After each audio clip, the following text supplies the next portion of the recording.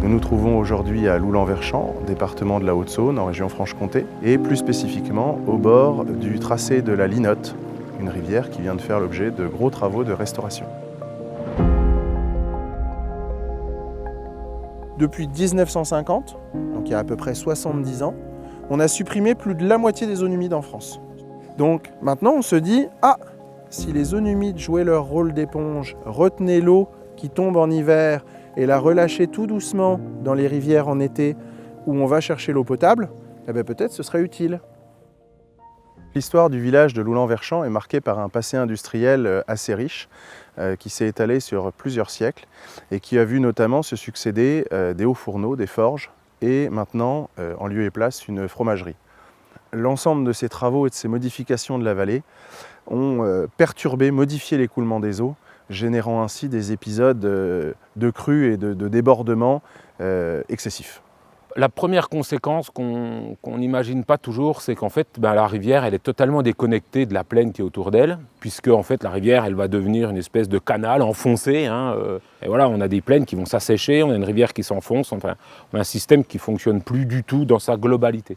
Et l'idée, c'est de retrouver une rivière avec un cours plus naturel, des écoulements plus naturels, un fond diversifié, etc., favorable au développement de la faune et de la flore. Notre rivière, avant, elle était très profonde, les arbres ne vivaient pas bien au bord, elle était encaissée, elle était toute droite. Et dans le cadre du chantier, on va remonter le niveau de la rivière, on va lui redonner un lit qui est plus si large, qui est très étroit, qui correspond exactement à ce dont elle a besoin. Donc on va voir qu'elle fait des courbes, elle fait des virages, elle retrouve un lit naturel. Voilà.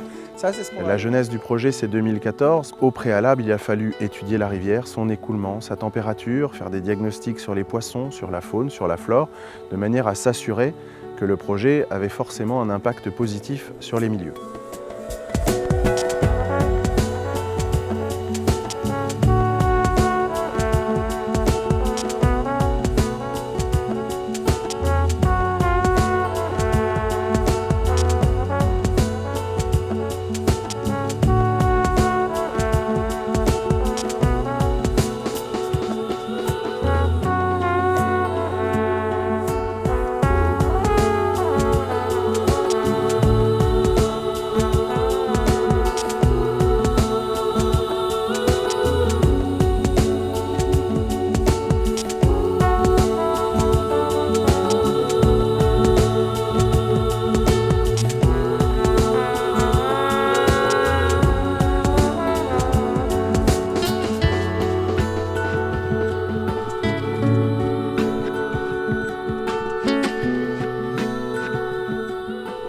Il s'agit là de travaux conséquents, dont le budget s'élève à un petit peu plus de 500 000 €.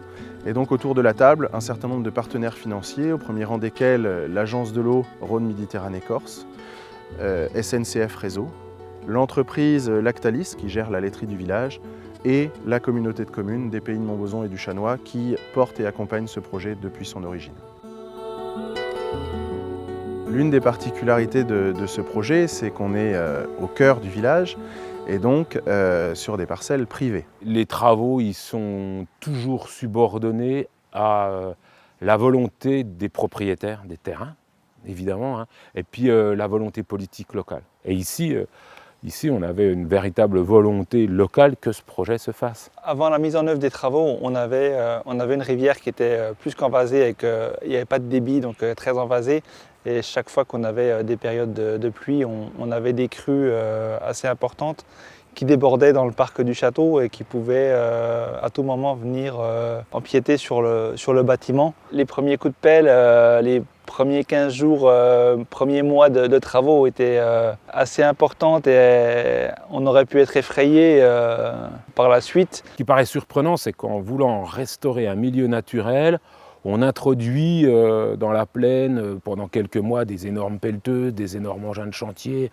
Mais en fait, le dérèglement est tel qu'on ne pourrait pas satisfaire de travailler à la main ou voilà, c'est pas possible. C'était un chantier impressionnant parce qu'il y avait des gros engins de terrassement, mais finalement ça dure 3-4 semaines, c'est pas très long et Et la végétation a repris ses droits très rapidement, donc c'est superbe. On voit un retour de la nature assez rapide, mine de rien. On revoit des habitats de zones humides qui sont même plutôt rares d'ailleurs à l'échelle européenne, qui sont remis en place en bordure de la rivière, là, dans les zones les plus humides, qui sont remis en place en 6 mois en fait.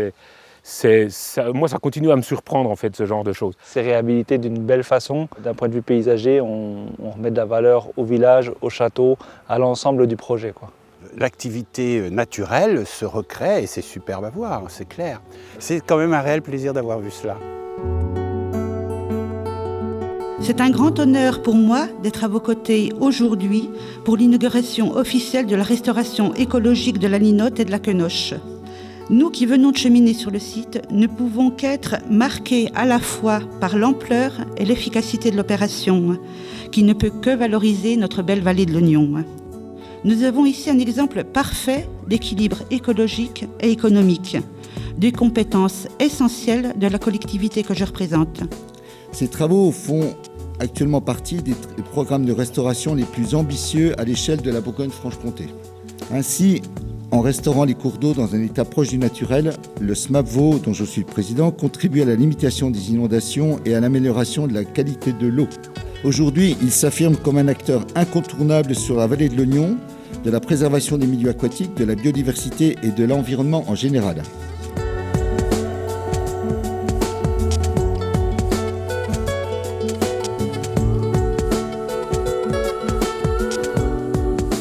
La rivière va mettre un certain temps à retrouver sa naturalité. Petit à petit, on oubliera les travaux et c'est les générations qui sont aujourd'hui dans nos écoles primaires qui demain seront amenées à vivre à côté de la rivière. Donc pendant une dizaine d'années, on sera amené à revenir régulièrement au bord de la Linotte et de la Quenoche pour s'assurer que nos objectifs ont été atteints et éventuellement apporter quelques corrections aux travaux qui ont été menés.